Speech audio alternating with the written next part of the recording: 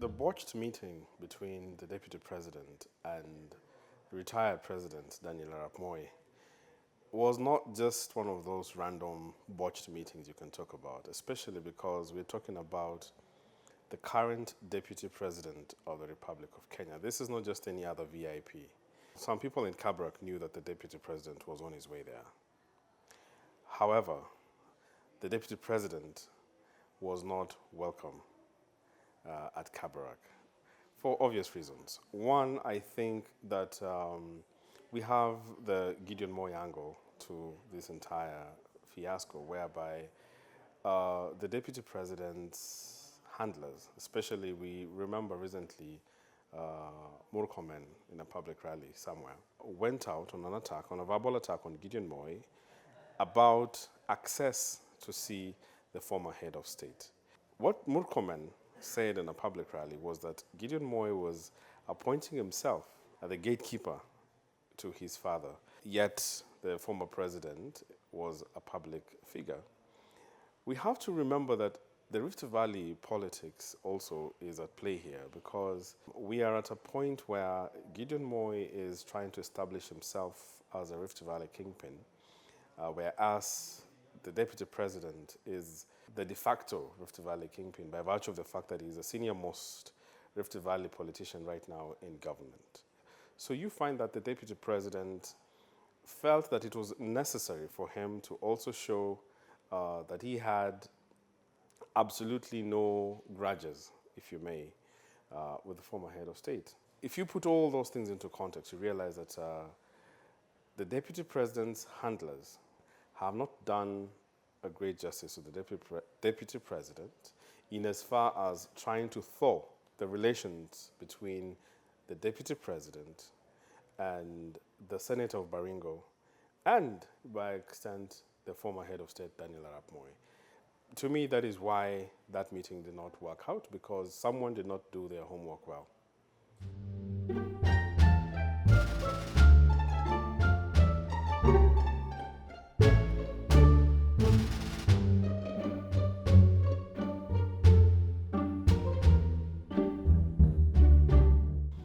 I believe that the relevance of the Deputy President meeting the former head of state has a lot to do with the fact that the Deputy President would like to show the entire Kalenjin community that he has absolutely no grudges with the former head of state.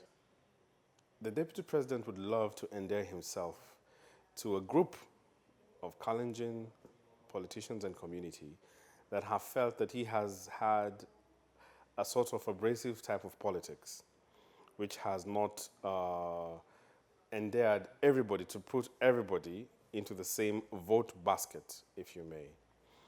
We've had individuals like the former governor of Botched, Isaac Ruto, publicly in support of Gideon Moi's political ambitions in 2022. And this was one of the most vocal opponents of the Deputy President in the run-up to the 2017 election. Chama Shinani, CCM, though it is looked at as if it's just a regional party, did a very robust campaign in the Rift Valley, again, to the surprise of many within Jubilee, who had thought that URP, the former URP, was a party that had been joined by all members of the Kalenjin community unanimously. If you realize that after the 2017 elections, Kanu really did well for itself in as far as elective posts are concerned. We have more MCAs under Kanu ticket. We have more members of parliament who have come under Kanu ticket. That means that Kanu not being one of the major affiliate parties within the Jubilee umbrella has really eaten into a lot of William Ruto's political base. If left unchecked, according to, this is my hypothesis, if left unchecked, then we would have a situation where William Ruto's handlers are worrying that maybe Gideon Moi is actually having an effective campaign that is working on the ground.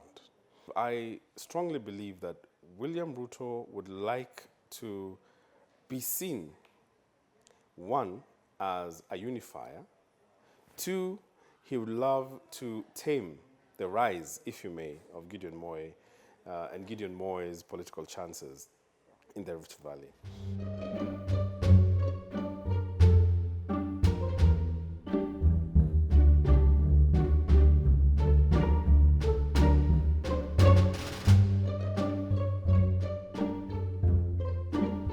Within the Kalenjin community, there's always the need to seek blessing from an elder leader and an elder father.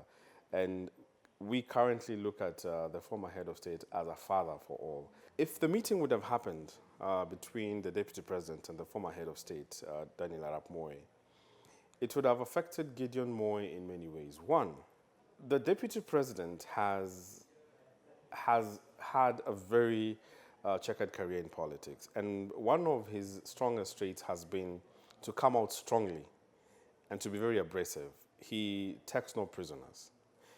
Gideon Moi, on the other hand, has always been seen to be a gentleman kind of a politician, soft in his approach, and in some cases, slow in his approach to politics.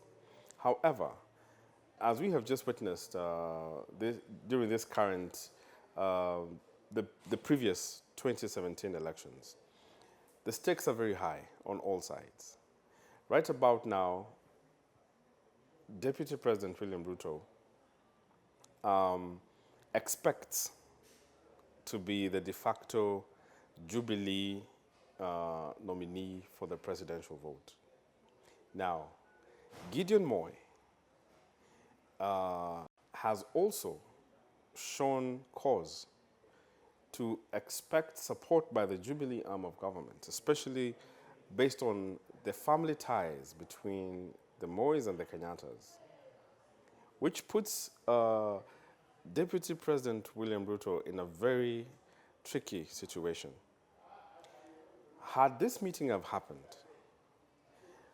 between the former president and Deputy President William Ruto, I believe Gideon Moi would have felt that his branding, so as to speak, would have been put into jeopardy.